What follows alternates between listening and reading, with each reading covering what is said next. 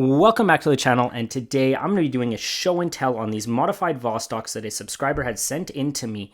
And if you recall, recently I had done a review on my Vostok Amphibia, which is the current wrist check for today. And well, I thought it was appropriate anyways. And they had contacted me and said, you know what, because you mentioned the modability of Vostoks in your review, why not I send you some and you can just kind of show what potentially you could do. Obviously, if you do like the content, make sure to drop a like down below, subscribe to see more awesome stuff in the future. And with that out of the way, let's just roll the intro, then get right into the content.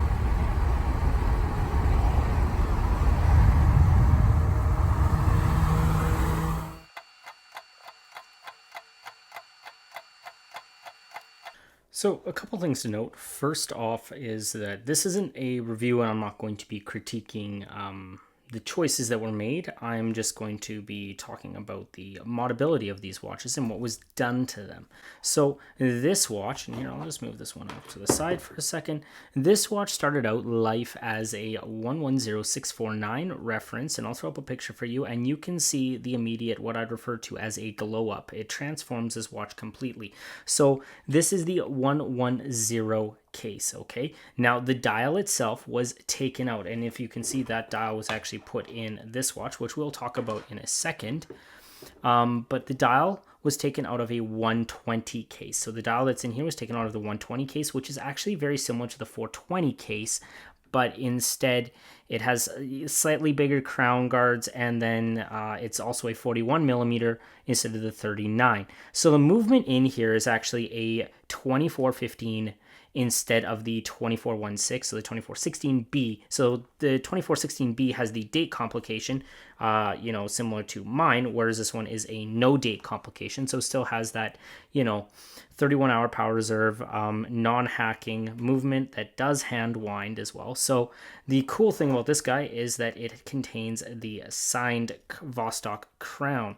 Okay, so signed Vostok crowns are generally running around about the $7-ish range Canadian, and so any prices that I do give are going to be in Canadian.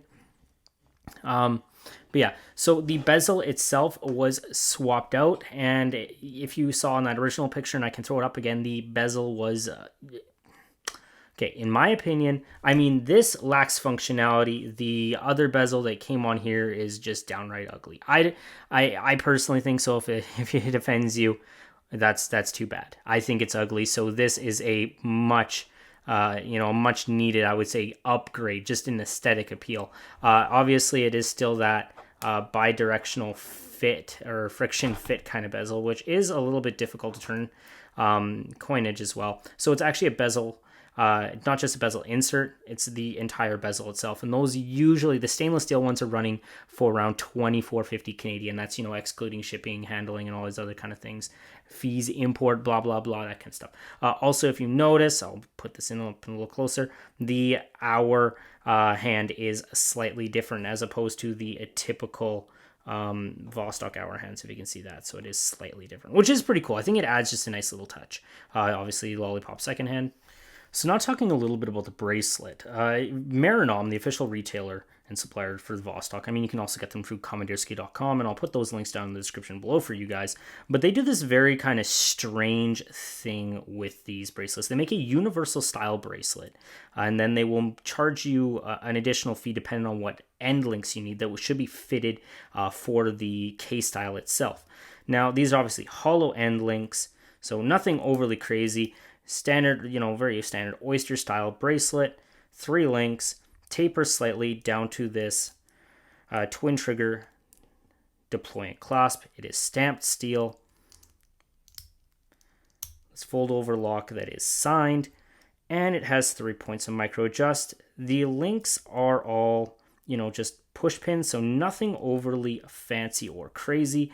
However, this does make the watch to look a lot better than the standard bracelet you get. I think it's a huge improvement, and realistically, as it sits with the inclusion of that kind of little bit of a surcharge for making you choose the end links, it runs about $35 for the entire bracelet, which realistically isn't that bad. The quality of the bracelet for $35 isn't half bad. I think you could do a lot worse in terms of bracelets, especially if you stick with the one that it originally comes with. Those things are not that good in my opinion, and are best relegated to the garbage bin as soon as you get the watch. So that's enough with this one. We're gonna take a look at the other watch that was sent in to me, and personally, I think this is a massive upgrade of where the original is, a complete glow up in my opinion, and I think this transforms the watch and makes it look a lot cooler and retains all the functionality, but makes it a little bit more premium of a product. If I could say the word premium with Vostok, I know it's a little bit of a misnomer, but it does. I think it transforms the watch quite a bit. But anyways, let's move on to the next one. So now this guy started out life as a 420059 reference, so the exact same as my Vostok Amphibia. So the 420 case, 39 millimeters, simple 18 millimeter lug width. I could go over the specs for you. We retained the unsigned crown. However, the big difference is we took the dial from this one and put it in here. Also swapped out the music, or the movement, not the music. I don't know why I would say music, but movement for a no date version. Okay.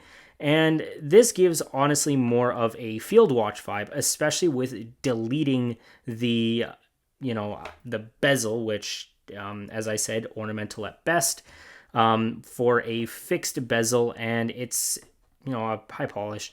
And these bezels are usually running around the about 1560 Canadian price point. And obviously, this isn't like a in-depth crazy mod. It's just really a dial swap and a bezel swap. And this is something that's not very hard to do, and it completely changes the dynamic of the watch, or also the movement. The other thing that the owner of this did was they took a leather strap and they wanted to go for that kind of aged look, and they actually aged it with a nail polish remover, which is kind of interesting if you ask me. But anyways, these are what was sent to me. I think they're pretty cool. I think that if you are into modding the Vostoks, obviously you can go, there's a couple different websites. Meranom is the main one. You can go to commandeersky.com. I can throw you links down in the description, but it is where you can purchase a lot of your parts. Remember, these parts are coming, from Mother Russia, so that means, what does that mean? It's going to take you quite some time to see them. I think the best way that I could describe ordering parts and watches from Meranom is that when you order them, just basically kind of forget that you've ordered it, go about your life, and when they show up, you're going to be happy. That's kind of how I've been described this. So it does take some time, but obviously this is just to showcase what you can do with them, and there is a large community behind it. There are a lot of options for you. There's different colors, colorways. You can go to town, different handsets. It's all there. The prices are relatively affordable. And you can also, with this, you can also get ceramic bezel inserts, but those are a little bit more money. And really, world's your oyster, as I say. You can modify them and do whatever you want. But anyways, hopefully you did like the content. If you do, drop a like down below, subscribe to see more awesome stuff in the future. And if you have other watches, maybe you might like to have them featured on the channel, I would love to feature them on the channel. So you could definitely find me on Instagram, DM me, and we could talk about that and see if I can get them on the channel. But anyways, take care. You guys have a fantastic day. I'll see you later.